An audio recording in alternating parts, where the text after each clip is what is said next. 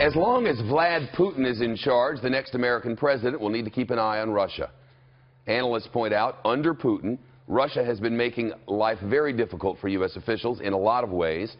As the Associated Press puts it, about why Russia matters in the presidential race here at home, quote, Russia is militarily involved in Syria, supports separatists in eastern Ukraine and areas of Georgia, and has even been accused of trying to meddle in the United States presidential race.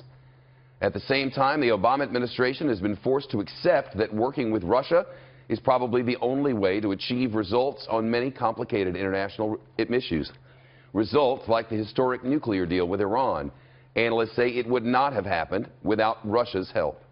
Diplomatic writer Matthew Lee wrote that piece for the Associated Press, and he joins us now.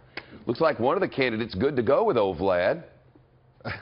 Well, I'm not sure if we know that 100% yet, but certainly he is someone who the next president, he or she, whoever it is going to have to deal with. A lot of preparing your game comes down to knowing what your opponent's goals are. Do we have an understanding of what their MO is and what Russia's trying to accomplish? Well, there's a couple things at work here. One is that Vladimir Putin, and in fact many in Russia, are trying to reclaim the prestige and the respect that they once had when they were the Soviet Union as one of the world's only two superpowers.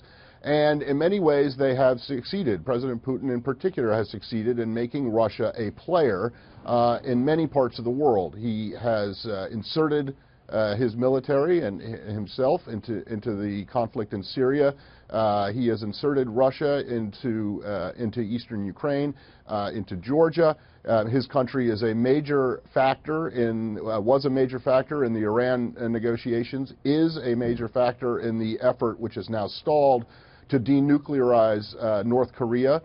It's a player in the Mideast. You know, the Russians have proposed holding a conference or a meeting between Prime Minister Netanyahu and Palestinian President Abbas. So you can love them, you can hate them, but you can't ignore them.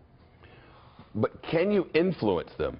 We know that their equipment, at least, shot a passenger jet out of the sky. We know that they've annexed part of a sovereign nation, and yet we seem to be feckless. Well, it is without question that the Obama administration, as did the Bush administration, to be fair, has struggled to find a way to get Russia to do what it wants. The main thing here is that countries act in their own national interests, and Russia has a national interest, and it is going to, and Putin is going to, do what he thinks is best to assert and to protect Russia's national interests, which is why you see Russia active in the former Soviet states, what the Russians like to refer to as their near abroad. But also they want to project Russian power, which is why you see them so heavily involved in Syria, where they have a naval base that gives them a presence in the eastern Mediterranean, and where they have a leader in Bashar Assad who has, who is essentially an ally of them. So countries, whether they're Russia, the United States, China, or whoever, are always going to act in their own national interests. And I think the challenge for any American administration is to figure out how, not necessarily you can align U.S. and Russian interests, but how you can convince the Russians that what U.S. interest is in fact also similar to what the Russians themselves want. The Associated Press diplomatic writer Matthew Lee. It's a great read, the article, and an easy Google or, excuse me, at the Associated Press app right now. Good to see you. Thank you. Thank you.